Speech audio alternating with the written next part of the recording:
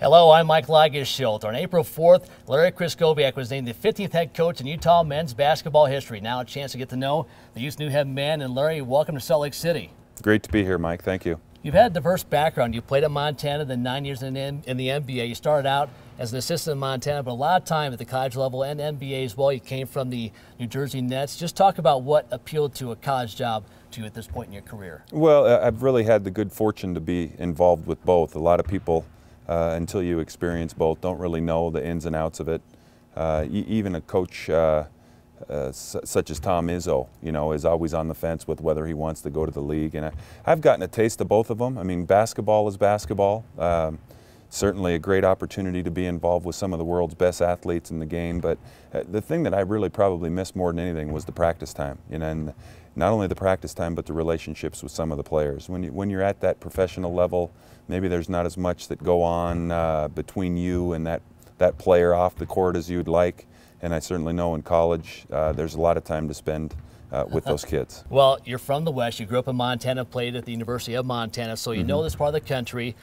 As someone from the outside looking in, what was your impression of Utah basketball? And then as you looked at this job, what appealed to you about specifically the University of Utah? Well, I'll tell you what, to answer your last question first, there's nothing negative about this situation. I mean, the basketball tradition here is as strong as any in the country. I mean, to have appeared in Final Fours and won NCAA games as often as they have. There's only two teams in the Pac-12 that have made more trips to the NCAA tournament, and that's Arizona and UCLA. It seems like an awfully bright time. Look around the campus, 29,000 students, the academic programs they have in place, the city itself. To me was, growing up in Montana, Salt Lake was one of the cities that was nearby that was kind of the big metropolis. Yeah. I always enjoyed coming here, Seattle, Denver, a lot of the things that the West have to offer, but maybe in a little bigger environment. As I mentioned, you played in the NBA for 9 years, but you played for the Jazz also 1 year back in the early 90s. What was your impression of Salt Lake at that time?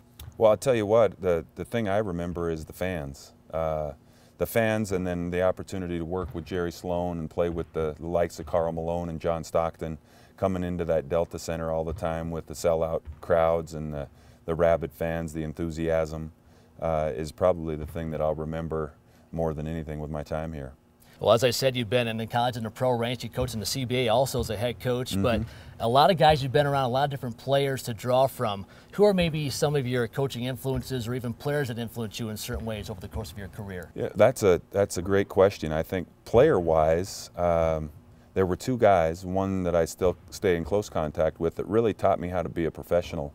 When I joined the Milwaukee Bucks in my second year, Sidney Moncrief was the guy, and also Jack Sikma. Those two guys, in terms of realizing what it was all about to put an honest day's work in and carry yourself as a professional on and off the floor, that was a fantastic experience being around those guys. And coaching, I think, goes back to college with playing for Coach Montgomery, probably first and foremost, and a couple guys in the NBA that were big influences on me were Phil Jackson and Jerry Sloan. Very good. A wide background of guys to draw from. Yeah. Let's talk about this Utah program. You're coming in here. A lot of success over the course of the program's history. Final Fours, you mentioned back in '98, but going back to the 60s and 40s, this program has won throughout the years. What do you need to do to get this program back to a championship caliber program? Well, I certainly think it starts with recruiting and players. But as I spoke about in the press conference, there really are no little things. You start getting overwhelmed a little bit if you put a lot of things in the forefront that end up taking away from an opportunity to just do some work. Right. There are no little things in it. We need to find a staff. We need to recruit some players. And then we need to get on the floor and play, and players need to develop that work ethic and learn how to play together. Get out there and compete. We'll take some lumps along the way, but as long as we continue to improve, the course of the season goes along, I think we have a bright time here to be a part of the Pac-12. It's not going to be easy with the teams that are involved there, but I certainly know recruiting-wise we can get into some kids' homes, and when we get an opportunity to sell this situation to kids as a real positive place to go to college, I think we'll be able to compete. Well, I know it's early for you. You just had your press conference today. You met the players for the first time this afternoon and your entire staff, but just Larry Krystkowiak, what's your program going to be about in terms of style of play? What are going to be the hallmarks of your program here at Utah? Well, I think, a couple things that come to mind are accountability. you know, holding yourself accountable, your teammates, where you are. One of the things I've always been a big fan of is good old-fashioned hard work.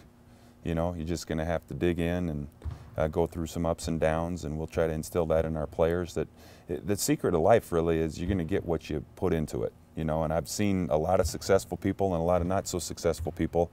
There's a high correlation with folks that put in a lot of hard work, dedication, determination, all of those big words. But at the end of the day, those type of people become successful, and that's what we want to do, is put a product on the floor here on the basketball court in the Huntsman Center where people are excited about coming and watching them play. You know, the kids, you know, as I mentioned, we're going to play hard, we're going to play smart, we're going to play together. It's not always going to be perfect, but try to leave people with the idea when they leave the arena that they got what they paid for and that they know the kids are trying. Well, Larry, when you step on the floor with your team in November, it won't be the first time you've been a head coach. You're back in 06, you brought Montana in. You beat a very good Nevada team, a 5 seed in the first round. You also coached in the second round. So it won't be your first time, but it will be different when you become the head coach of the Youth for Good in November. Congratulations and good luck to you. Thank you very much, Mike. All right, that's Larry Krystkowiak. I'm Mike Lageschulte. Thanks for joining us. So long, everybody.